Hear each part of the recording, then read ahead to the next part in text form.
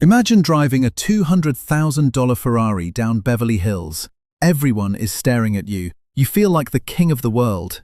But here is the brutal truth that took me years to realize. No one is looking at you. They are looking at the car, imagining themselves driving it, thinking it would make them look cool. In finance, this is called the man-in-the-car paradox. We spend money we don't have, to buy things we don't need, to impress people we don't even like, all because we confuse being rich with being wealthy. Being rich is easy to spot.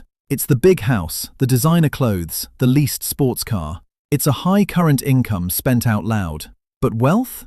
Wealth is invisible. Wealth is the money you choose not to spend. It's the stocks you hold, the cash in the bank, and the independence to wake up on a Tuesday morning and say, I can do whatever I want today. In this video, we're going to break down the unspoken rules of the psychology of money. If you master these 4 mental shifts, you will build a financial shield that no inflation, job loss, or crisis can break. The hardest financial skill in human history isn't investing or budgeting, it's getting the goalpost to stop moving. We've all been there. You tell yourself, if I could just make $50,000 a year, I'd be happy. Then you get there. But instead of celebrating, you look around, your expectations creep up, and suddenly you need $100,000. One step forward pushes the goalpost 2 steps ahead. Look at the Vanderbilt family. In the late 1800s, they were the richest dynasty on earth.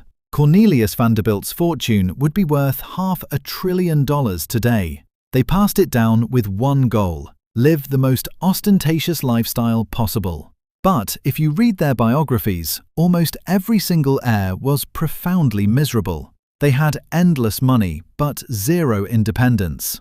Fast forward to today, and that entire fortune is gone. Contrast that with Anderson Cooper, a direct descendant who received no trust fund. He had to build his own career, make his own money, and find his own way. He is arguably the happiest, most fulfilled person in his entire lineage. True satisfaction isn't about maximizing your income, it's about minimizing your expectations.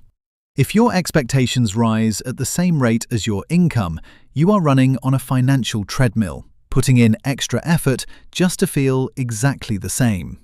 We are taught to think about money like it's a maths class, full of formulas and spreadsheets. But in the real world, people don't make financial decisions on Excel. They make them at the dinner table, driven by ego, fear, and pride. Finance is not a hard science, it's a soft skill. Let me tell you the story of 2 men. First, Ronald Read. He was a janitor and a gas station attendant from rural America.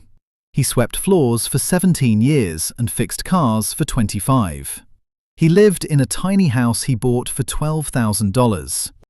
When he died at age 92, he made international headlines because he left over $8 million to his local library and hospital. He didn't win the lottery, he just saved a little bit every month, bought blue-chip stocks, and let compound interest do the work for decades. Now look at Richard Fosconi. He was a Harvard-educated Merrill Lynch executive with an MBA. He was so successful he retired in his 40s. He borrowed heavily to build a 21,000 square foot mansion with 11 bathrooms and 2 elevators. When the 2008 financial crisis hit, his debt crushed him. He filed for bankruptcy, and his mansion was sold in foreclosure. Think about how insane this is. In what other industry can a janitor completely outperform a Harvard MBA? You can't outperform a Harvard surgeon in the operating room.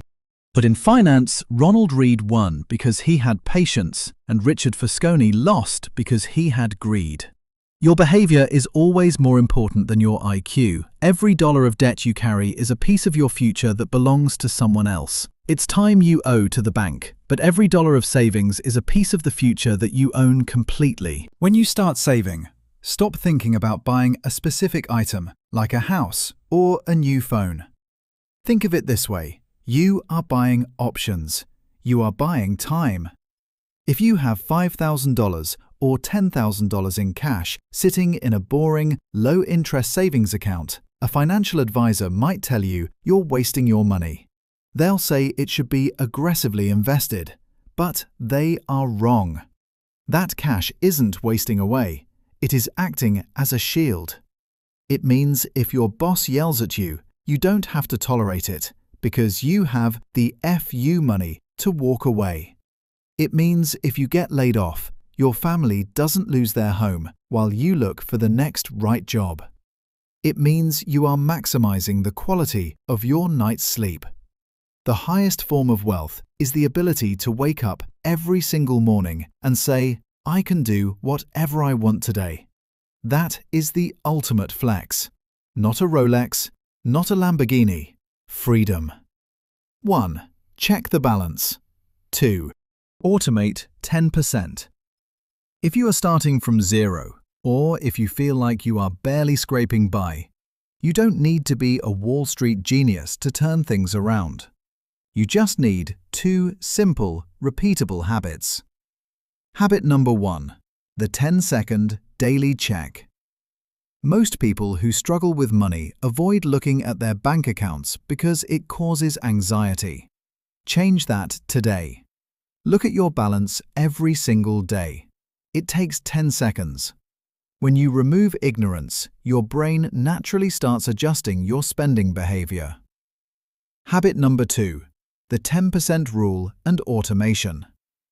Treat your savings like an obligatory bill, just like rent or taxes. If you make $100, $10 belongs to your future self. If you make $2,000, $200 goes straight to savings. The secret here is automation.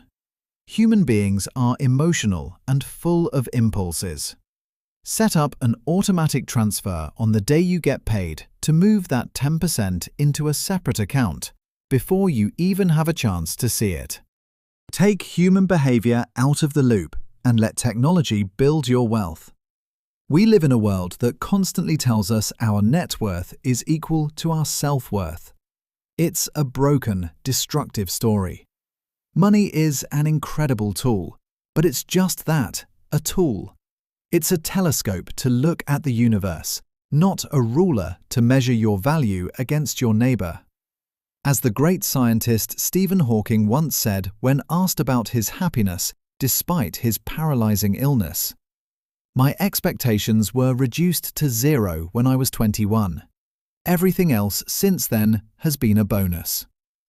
When you stop trying to impress strangers, when you stabilize your expectations, and when you start using money to buy back your time, you achieve something far greater than being rich. You achieve true peace of mind.